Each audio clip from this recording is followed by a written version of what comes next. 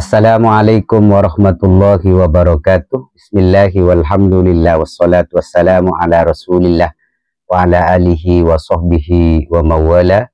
Qala rabbi shrahli sadri wa yassirli amri wahlul 'uqdatam min lisani yafqahu qawli, amma ba'du. Sahabat-sahabat pemirsa Imam Ghazali 99, kali ini, pada kesempatan kali ini saya akan menyampaikan tentang sarana anti bacok. Sebagaimana kita ketahui bersama bahwa kadang kita, khususnya yang bergerak di bidang ilmu hikmah, banyak orang yang menjual sabuk sebagai anti bacok atau sarana-sarana lain yang dibuat anti bacok, anti senjata tajam, sehingga hal yang semacam itu perlu kita kaji bersama apakah itu memang ada dasarnya atau tidak. Di sini di dalam kitab Mujarrabat Ad-Dairobi Al-Kabir Al-Musamma bi Fathil Malik karangan Syekh Ahmad Ad-Dairobi juga disampaikan bagaimana cara kita membuat sarana anti bacok atau sarana anti senjata tajam. Pada halaman ke-31 disampaikan pada bab Al-Babul Hadi Asyarah fi dzikri ba'di khawasi suwarin makhsusatin wa ba'di ayatin, yaitu menjelaskan pada bab yang ke-11 ini menyampaikan tentang sebagian dari khawas-khawas dari beberapa surat yang terdapat di dalam Al-Quran dan juga sebagian dari ayat-ayat Al-Quran yang mempunyai khasiat yang luar biasa.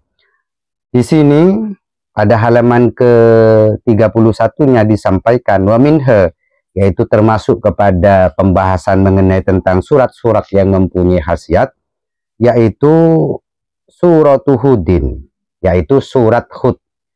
Surat Hud ini terdapat pada juz 11, terdapat pada juz 11 agak ke belakang, agak akhir.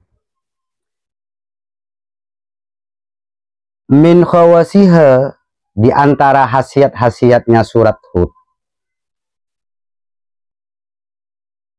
kama qala ba'dul ulama, sebagaimana disampaikan oleh sebagian ulama tentang khasiat surat Hud ini, annaha idza kutibat wa lam yatmis minha harfun wahidun, ketika surat Hud ini ditulis pada lembaran dan tidak ada salah satu huruf yang terlewati atau tidak ada salah satu huruf yang terhapus,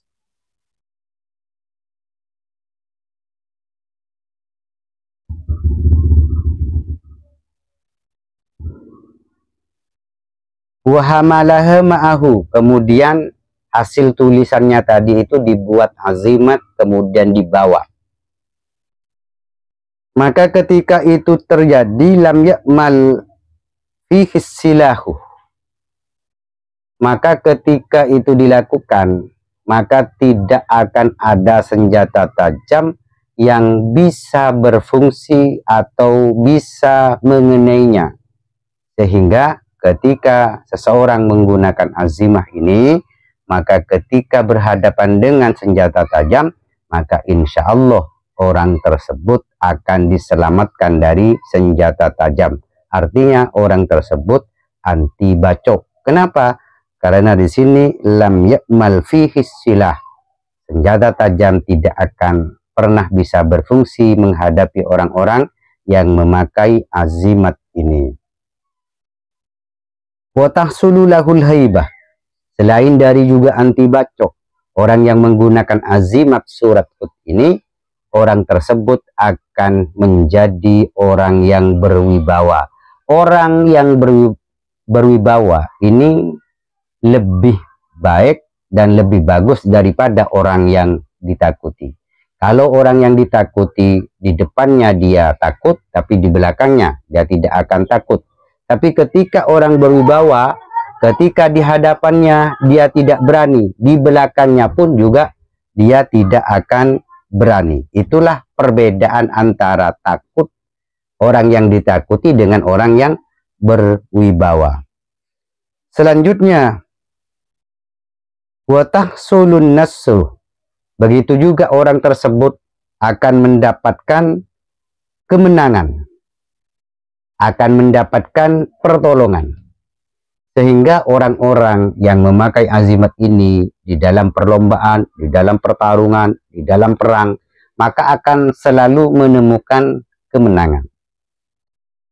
Jadi tidak heran sahabat-sahabat sekalian ketika melihat sarana anti bacok itu, misalkan berupa sabuk, yang sabuknya tebal, itu di dalamnya terdapat salah satunya adalah surat Hud.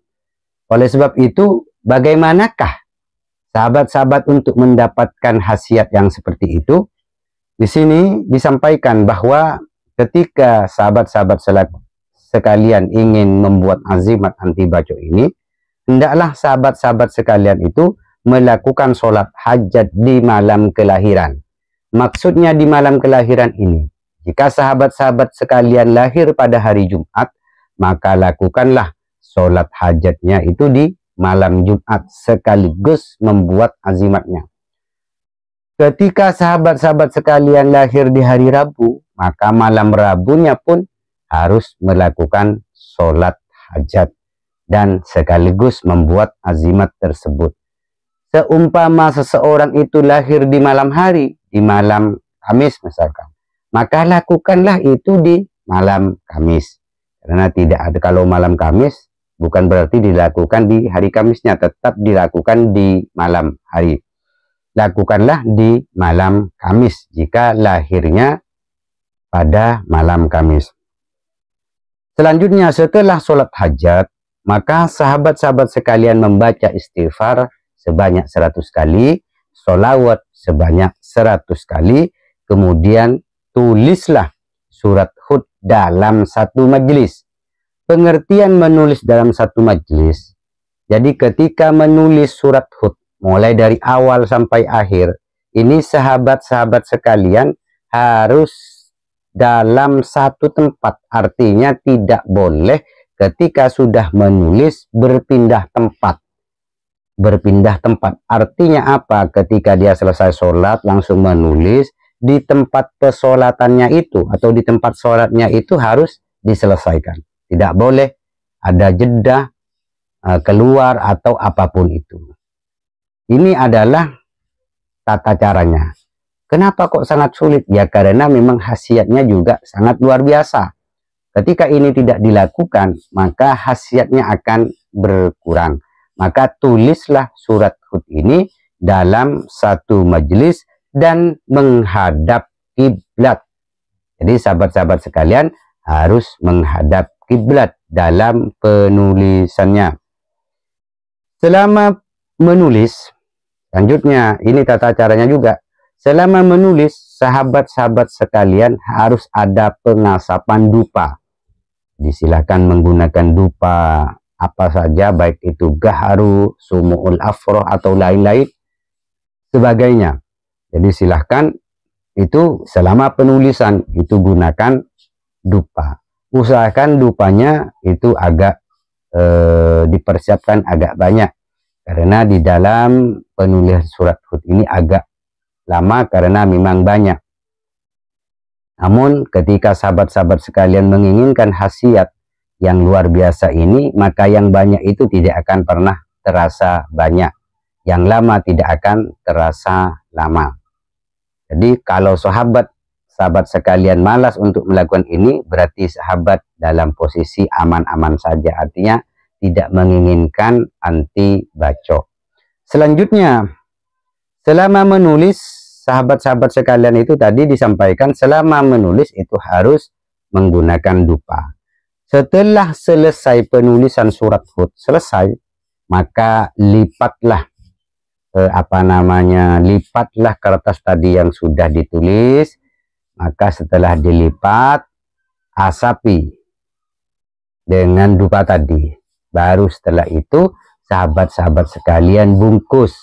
Bungkusnya itu bisa saja menggunakan plastik, bisa saja menggunakan kulit kijang atau kulit apa saja, yang penting sudah disucikan. Atau sahabat-sahabat sekalian diletakkan di sabuk, maka itu akan lebih baik.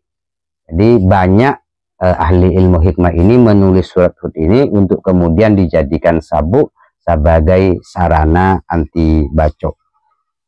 Mengenai surat Hud tadi terdapat pada juz 11, yaitu bunyinya a'udzubillahi minasyaitonirrajim, bismillahirrahmanirrahim. Yang pertama ayatnya adalah alif lam ra, kitabun uhkimat ayatuhu tsumma fussilat min ladun hakimin khabir. Ini ayat yang pertama. Ditulis ini agak banyak, jadi silahkan nanti siapkan sekitar 4 kertas folio. Kalau tulisannya agak kecil itu muat, tapi kalau tulisannya besar maka siapkan sekitar 6 kertas folio.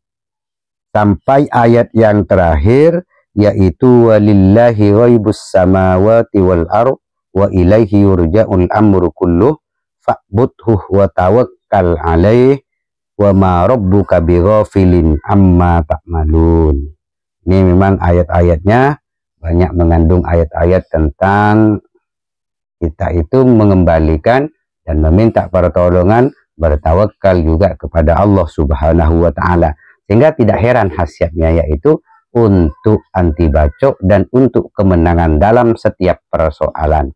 Oleh sebab itu sahabat-sahabat, lakukan cara ini dengan benar dan ingat, lakukan ritual ini, pembuatan ini di malam kelahiran sahabat-sahabat sekalian.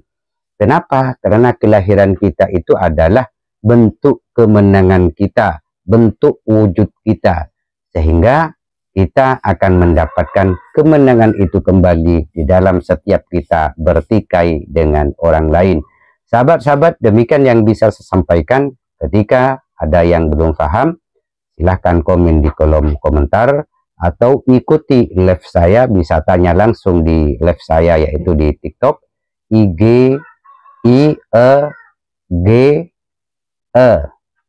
Mumtaz, jadi IG Mumtaz. Silahkan ikuti TikTok saya, dan di situ biasanya saya live, dan silahkan sahabat-sahabat sekalian bertanya di sana.